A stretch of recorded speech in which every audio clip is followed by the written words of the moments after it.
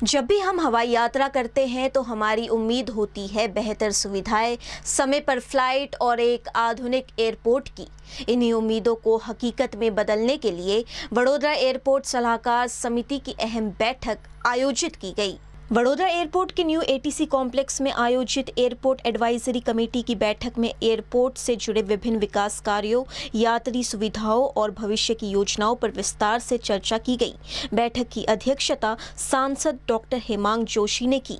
इस दौरान समिति के सदस्यों और एयरपोर्ट अधिकारियों ने एयरपोर्ट के संचालन और सुविधाओं को और बेहतर बनाने के लिए अपने सुझाव प्रस्तुत किए।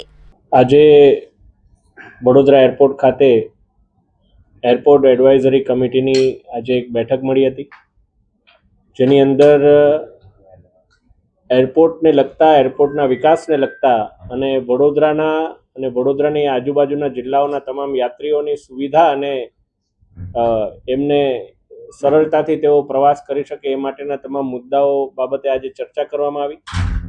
મુખ્યત્વે એરપોર્ટના વિકાસની બાબત કરીએ તો આપણા ગુજરાત સરકારની અંદર આવનારા બજેટમાં, ગત બજેટમાં એટલે આવનારા દિવસોની અંદર એમણે જાહેરાત પણ કરી છે કે વડોદરા એરપોર્ટના ડેવલપમેન્ટ માટે એક ચોક્કસ બજેટ પણ ફાળવ્યું છે અને એને લઈને એરપોર્ટ ઓથોરિટીના માધ્યમથી કયા પ્રકારની તૈયારીઓ છે એને લઈને પણ ચર્ચા કરવામાં આવી છે।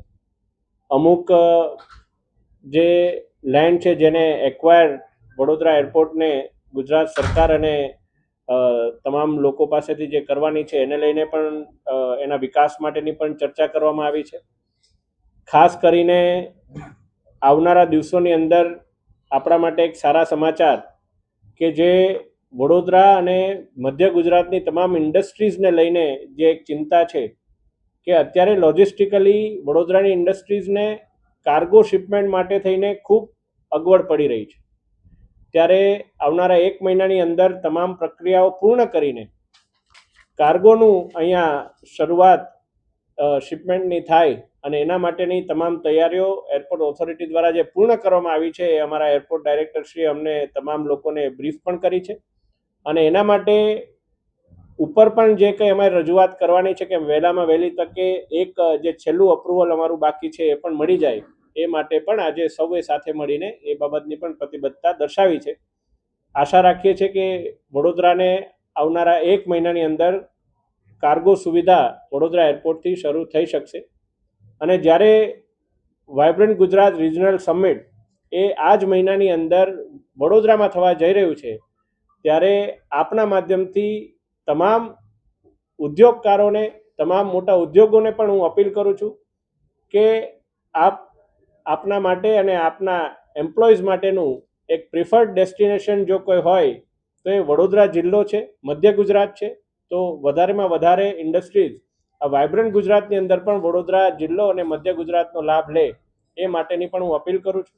ઇન્ટરનેશનલ ફ્લાઇટ શરૂ કરવા માટેના ઘણા બધા એરલાઇનના પોતાના માર્કેટ એનાલિસિસ હોય છે અને આ માર્કેટ એનાલિસિસની અંદર એમને જ્યારે વડોદરાને ડેડિકેટેડ ઇન્ટરનેશનલ ફ્લાઇટ આપવી કે એને ટ્રાન્ઝિટ ફ્લાઇટ તરીકે વડોદરાથી શરૂ કરવું એ માટેનો અત્યારે ચર્ચા વિચારણા ચાલી રહી છે। બીજી એક વાત હું આપને કહું તો વૈશ્વિક પરિસ્થિતિની અંદર જે પ્રકારે નવા એરક્રાફ્ટ આવવાના હતા, લાસ્ટ મિટિંગની અંદર એ બાબતે પણ અમારે એરલાઇન્સ સાથે ચર્ચા થઈ હતી। મારે માન્ય ઉડ્ડયન મંત્રીશ્રી સાથે પણ આ બાબતે ચર્ચા થઈ હતી। ત્યારે એવું કહેતા હતા કે આવનારા ઓગસ્ટ સુધીમાં ભારતને નવા એરક્રાફ્ટ પણ મળવાના શરૂ થઈ જશે। પરંતુ અત્યારે અમે જે સમીક્ષા કરી એની અંદર એ પણ ખબર પડી છે કે એ એરક્રાફ્ટ જે મળવાના હતા એને પણ સમગ્ર ભારતની અંદર અત્યારે અછત થઈ છે અને 2 વર્ષ ડિલે થયું છે। એ એરક્રાફ્ટ જે નવા આવવાના હતા એ હજુ દેશમાં જ નથી આવી શક્યા। એના કારણે એરક્રાફ્ટની પણ અછત છે અને બીજા પણ ઘણા કારણો છે, પરંતુ એ તમામ કારણોમાં વડોદરા કોઈ એક કારણ નથી। જેમ કે વડોદરામાં યાત્રિકોનો લોડ ઓછો હોય, વડોદરા એરપોર્ટ પાસે કોઈ સુવિધા ના હોય, વડોદરા પાસે ઇમિગ્રેશનની કમી હોય, વડોદરા પાસે બીજા ક્લિયરન્સ ના મળ્યા હોય, એવી કોઈ જ પ્રોબ્લેમ નથી।